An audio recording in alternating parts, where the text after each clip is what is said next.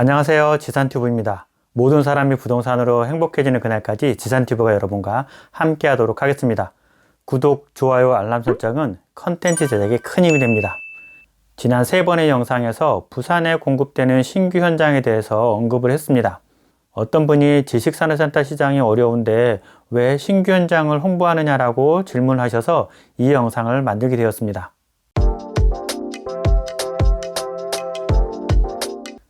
작년 하반기부터 지식산업센터 신규 분양이 급감했습니다.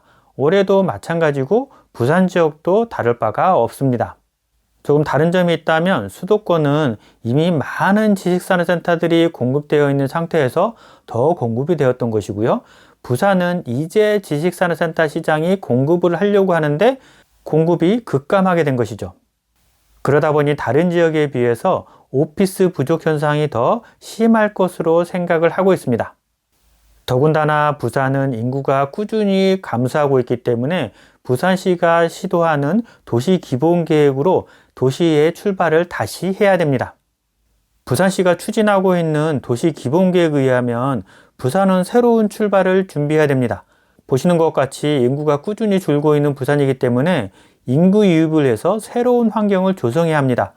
젊은 층의 유입을 위해서는 첨단 산업을 유치해야 하는데 부산의 도시 기본 계획에 첨단 산업 유치에 관한 플랜이 있습니다. 국가 시범 도시로 선정된 에코델타시티는 4차 산업을 집중 육성할 계획을 가지고 있습니다.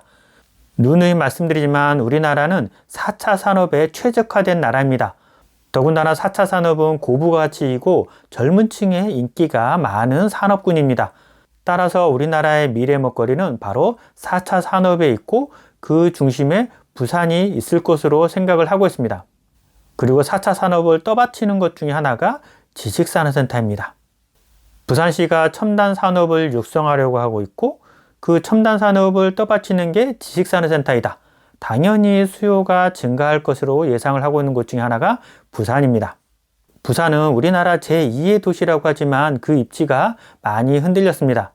그 이유를 산업군에서 찾을 수 있습니다.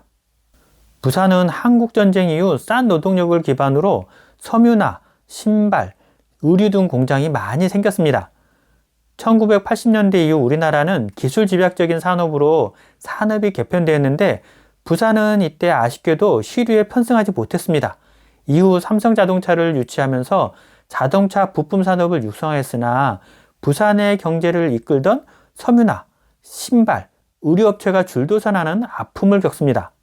더군다나 1997년 IMF를 겪으면서 부산의 경제가 붕괴 직전까지 몰리게 됩니다. 부산을 떠받치던 제조업도 무너지면서 젊은 층이 떠나가게 된 계기가 됩니다. 물론 여전히 관광과 제조업으로 부산의 명성을 이어가고는 있지만 사실 관광업이나 제조업은 젊은 층이 선호하는 산업군은 아닙니다. 앞서 표에서 보신 것처럼 부산은 인구가 꾸준히 감소하고 있습니다. 이런 감소 속에서도 인구가 늘고 있는 곳이 있습니다. 바로 강서입니다. 강서구는 인구가 왜 꾸준히 늘고 있을까요? 바로 젊은 층이 일할 수 있는 일터가 있다는 겁니다. 여기에 부산시에 해법이 있습니다.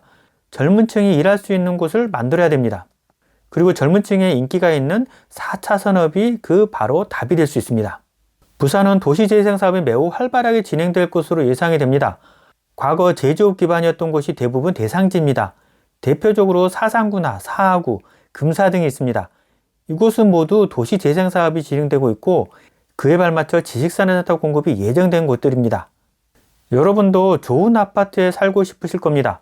당연히 좋은 일터에서 일하고 싶은 것들도 당연한 심리입니다. 그러다 보니 노후화된 산업단지들을 최첨단 산업단지로 도시재생 사업이 매우 활발하게 이루어지고 있습니다. 그 대표적인 것이 바로 사상구, 사하구입니다.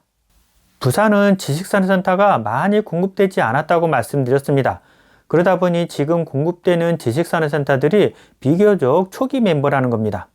그 이후에 공급된 지식산업센터들의 분양가가 상승을 하면서 초기에 공급된 지식산업센터의 가치를 멱살 잡고 끌어올리고 있는 양상입니다. 최근 들어서 건축비가 상승을 하면서 그 양상은 더 두드러지게 나타나고 있습니다. 잘 아시겠지만 분양가가 상승할 수밖에 없는 이유는 토지 가격도 상승을 하고 있고 원자재 가격도 상승을 하고 있습니다. 인건비도 상승하고 있는데 감리 등이 강화되면서 건축 기간도 당연히 늘어났습니다. 요즘은 금리까지 높다 보니 금융비용까지 추가되면서 분양가는 꾸준히 상승을 하고 있고 그 폭이 점점 커지고 있는 상황입니다. 당연히 초기에 공급된 지식산업센터들은 후에 공급된 지식산업센터들에 의해서 가치가 올라갈 수밖에 없는 상황이죠. 부산이 이제 지식산업센터 공급이 활발해지려고 할 때쯤 공급이 급감을 했습니다. 그렇기 때문에 지금 공급하는 지식산업센터들은 비교적 부산의 초기 지식산업센터에 해당됩니다. 그리고 부산이 균형발전이라는 이유 때문에 강서구나 사상 사하구 쪽의 개발을 집중하려고 하고 있기 때문에 지식산업센터는 꾸준히 공급될 것으로 예상을 하고 있습니다. 그런 이유 때문에 금사의 37타워라든지 에코델타시티의 반도 아이비 플래닛, 그리고 신평장림의 점프타워까지 영상을 만들었습니다. 물론 그렇다고 해서 막무가내 투자는 지양해야 됩니다. 국내의 불확실성이 워낙 많다 보니 2, 3년 뒤에 경제가 좋아질 것이라고 단언할 수가 없고 지역에 대한 선호도가 다르기 때문에 투자 시 유의를 하셔야 됩니다. 다만 부산은 시기적으로도 입지적으로도 지금 투자하기 좋은 시점이라고 생각을 합니다. 우리나라 제2의 도시이기 때문에 철도망이나 도로망들이 잘 갖춰질 것으로 생각이 되고 있고 도시재생 사업도 매우 활발할 것으로 예상을 하고 있습니다. 인구가 줄어들고 있기 때문에 젊은 층의 유입을 위해서 고부가 가치 첨단 산업을 유치하려고 부산시도 부단히 노력할 것으로 생각을 하고 있습니다. 이런 이유 때문에 부산의 미래가 밝다고 생각을 합니다. 그리고 여기에 투자 포인트가 있는 것이죠.